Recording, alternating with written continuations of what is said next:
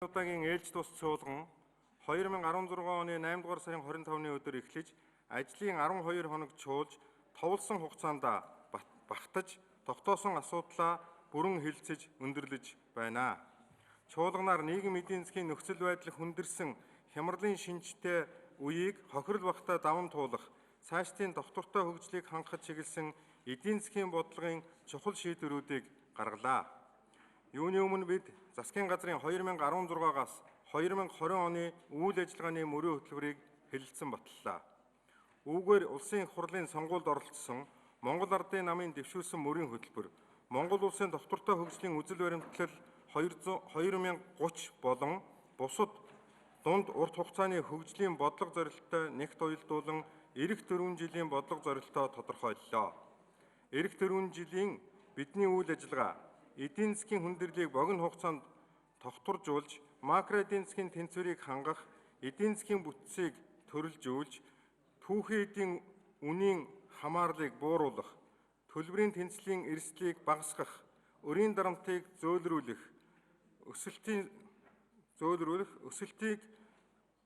өсөлтийн суурийг хангах, улмаар эрчимжүүлэх, бүтээмж үр ашиг тулгуурласан хөгжлийг бий болгоход чиглэгдэх болно.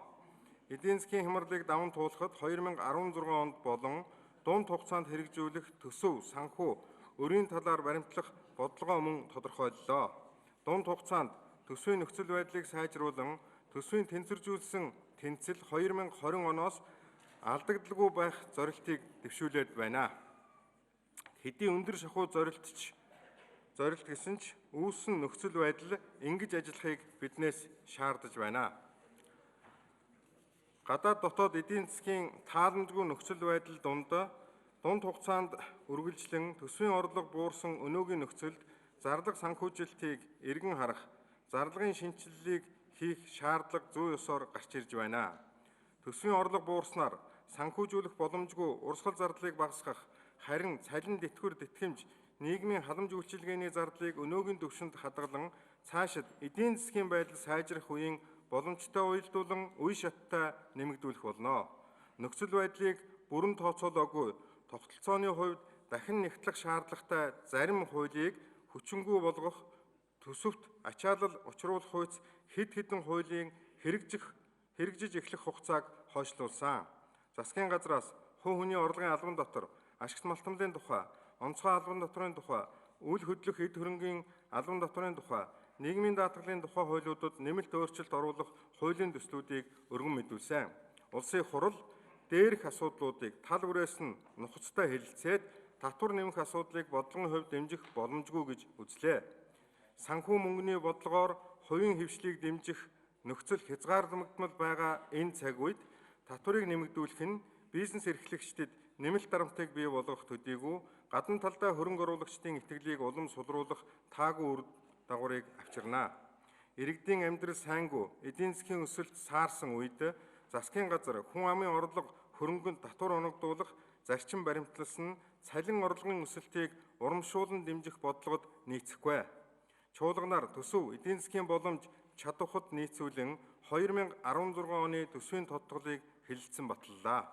Төсвийн орлого бууруулсны улмаас санхүүжүүлэх боломжгүй төвчж болох урсгал зардлыг бууруулах, төсвийн хатуу сахилга хариуцлагыг бий болгох, хэмнэлтийн гормоор ажиллахад чиглэсэн засгийн газрын саналыг дэмжиж байгаа бөгөөд харин иргэдийн амьдралд шууд нөлөөлөл үзүүлэх, цалин бууруулах зэрэг арга хэмжээг хүлээн авах боломжгүй гэж үзсэн.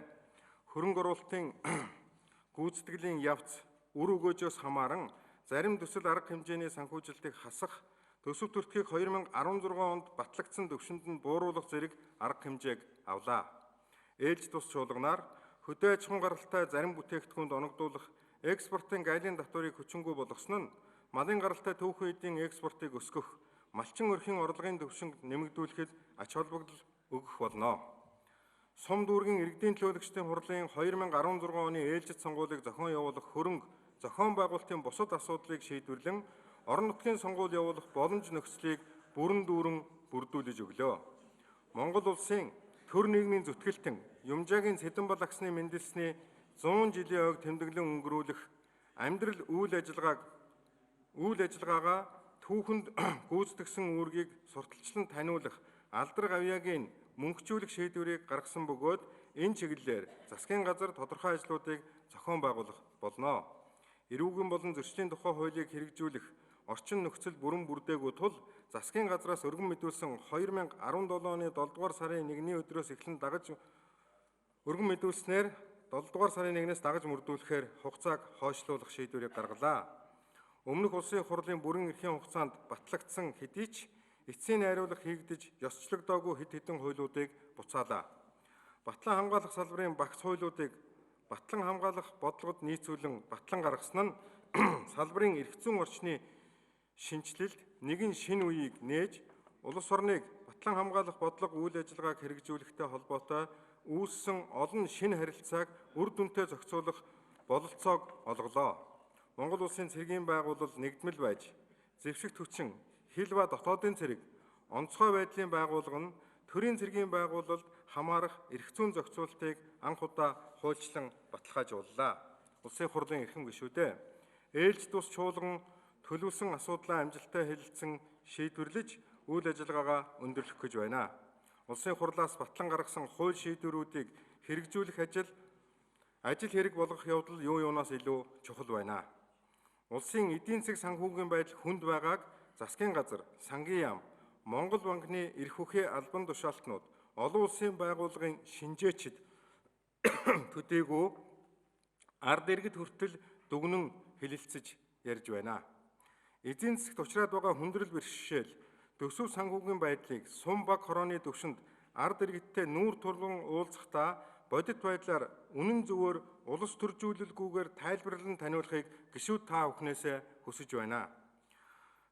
Үүссэн хүндрэл бэрхшээлийг аль болох богино хугацаанд даван туулж, докторжуулах, хөгжлийн гарцуудыг бий болгохын төлөөх амаргүй бэрхшээлтэй хэрнээ ууггүй хичээл зүтгэл, нүр хөдөлмөр шаардсан ажлыг амжилттай шийдвэрлэж, үр дүнд хүрэхэд ард түмэн маань эх орноо гэсэн ухамсар, итгэл зүтгэл, шийдвэрлэх хүчин зүйлийн нэг байх нь дамжиггүй бөгөөд бид хамтдаа тавьсан зорилтондоо амжилттай хүрнэ гэдэгт итгэл төгс байна. Улсын хурлын намрын ээлж чуулган эхлэхэд 1 сар хүрэхгүй хугацаа үлдэж байна. Намрын ээлж чуулганаар хэлцэх асуудлын хүрээг тогтлоо. Улсын хурлаар хэлэлцэхээр төлөвлөсөн хууль тогтоолын төслийг боловсруулж өргөн мэдүүлэх ажлыг засгийн газар шуурхай зохион байгуулж, байнгын хороод ээлжид чуулганы бэлтгэл ажилд шуурхай орох шаардлагатай байна.